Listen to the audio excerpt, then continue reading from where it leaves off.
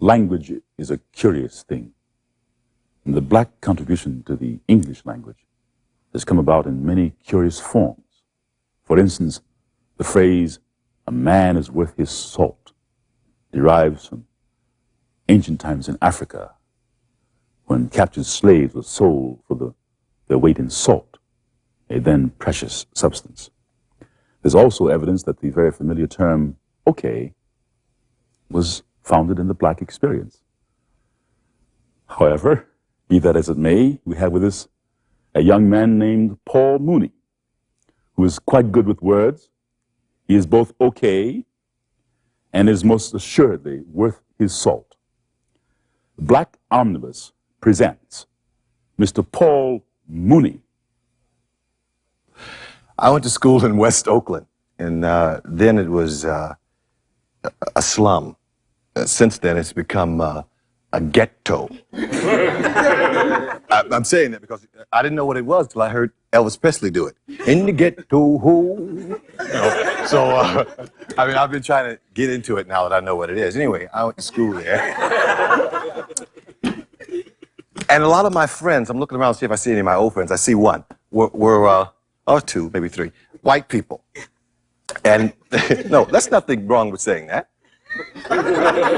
No, I mean, I want to realize it because I know the audience is predominantly black. There's nothing wrong with saying white people. And it sounds old-fashioned, but some of my best friends were white. No, they were. And I mean, I had white friends for days. I mean, for real. Oh, I was white back, if you could dig it. And I was into my Endura bag. You know, you get that affected speech, Endura. You know, you heard it, you really. And I was as white as they got. The white socks, the tennis, I had my little Levi's kind of washed out. My folks thought I was crazy. They said, "Here come the nut," because I had some little education, right? Endura is dinner. You know, because black people don't do that. You know, they don't do that. White people do. My white friends, they had me trained. I'd say, "Pass the salt, pass the pepper." You know, they look at me so crazy because you know when black folks sit down, it's none of that kind of stuff. Because you know, black folks. It's like beautiful, it's rhythm, it's just, you know, they sit there, you know what I'm talking about. Yeah. They just be eating greens, or that hot water cornbread, they be, oh, this is so good. This will make you slap your mama. You know? So you've heard that, ooh, you outdid you and shot. I mean, this is when we do the real stuff. Let's tell it like it is. You know, and be showing out, you know. But I was into my white bag, so I was just blowing everybody's mind. And so, no, really, this is true. In fact, one of my white friends came to my grandmother's house, and she, you know, it ain't nothing like grandma, and you know it, especially black folks. You know, the grandma's hand, that's an understatement. Because, you know, grandma's there, and grandma will kick plenty behind, too. We know that. But my grandmother, you know, it's an art. It's coming back, depressing hair. Those of you who are educated realize what I'm talking about. Hot combs, you know, there's an art to it, because you can burn a person's head off. And she had it, I mean, it was art. I used to enjoy watching it. You know, and they'd come in there, I mean, with hair, I mean, that tight by King Ghidorah.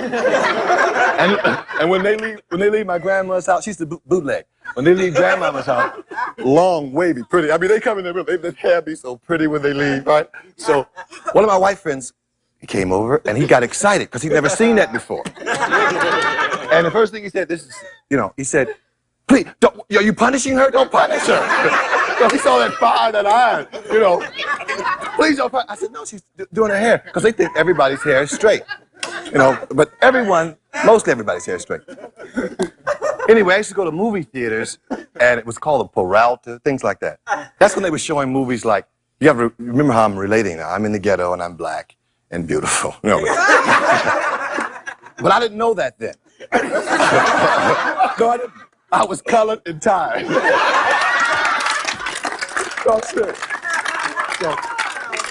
No, everybody came from the ocean because, let's face it, the Indians were here. I hope there are none in the audience, because if I was an Indian, I would hate everybody. But anyway, the Indians were here, and it was cool, you know, and then they sent all the riffraff from, you know, Europe. So anyway, that's cold, but it's true. They sent the riffraff. They did. Everyone who they didn't want in Europe, go, please, go. Because it took a year to get over here. Please, go. Nobody would, you know, like they had their diamonds in position. They gonna leave? Take a year's trip on an ocean that they weren't too sure if the world was round, all other stuff. Anyway, I get it. Far-fetched. But anyway, when the Italians came over here, their ancestors, we still have, he might be Italian, you know, because they all look somewhat alike. But no, really. The Italians remained Italian. Okay, who else came over here? Then the Germans came. The Germans remained German. And the Polacks, whatever, they all remained what they were. Now, I want you to think about this. Then they brought the slaves. They were Africans, but they didn't remain that. Think about that. They got other names. So you can't get psyched. You got to get hip to what you are. I mean, I know it's confusing because it's confusing for me. But anyway, my life's been interesting. And then, then my white friends, I had to get rid of them. I mean, I did. Because it went into a whole new era. Then I became a Negro. Now, that is difficult. Being colored is easy because you can be tired and ignorant and get away with it. But when you have to be a Negro, it is rough. Because you have to end in ruh to everybody. End in ruh. And I got so tired of end in ruh. And my briefcase and my white voice and trying to get jobs and trying to be educated and I used to go home so tired. I'm not lying. I mean, I would be tired. I said, another day of being a Negro, I can't take it. And then hope came along and peace, and we became black, and we were liberated. We were all liberated. And I mean, niggas went crazy. I ain't lying. Niggas went crazy. Niggas got wearing dashikis. They got to taking their names after leopards.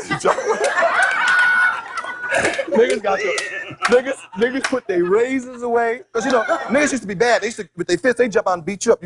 And that's another thing. We're going to that word, too, which is a beautiful word. Because my uncle almost killed a white man one time. That was a thing, and, it was a rep. Because you were from Louisiana or from Texas. If a white man called you, you get out and you put pitch behind, or you couldn't live in the ghetto. White man make the mistake, he'd be drunk, and they say, oh, nigga, they get out the car and just beat him up, right? Now if a white man did that, nigga get out and kiss him. Right on. You got it, brother.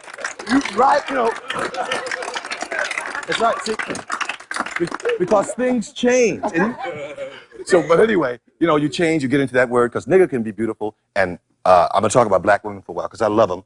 They're beautiful things. I love them because they gave us the double meaning to nigga. Because, see, the white people would give it to us, but when we go home, they could make it. How a black lady can call you a nigga.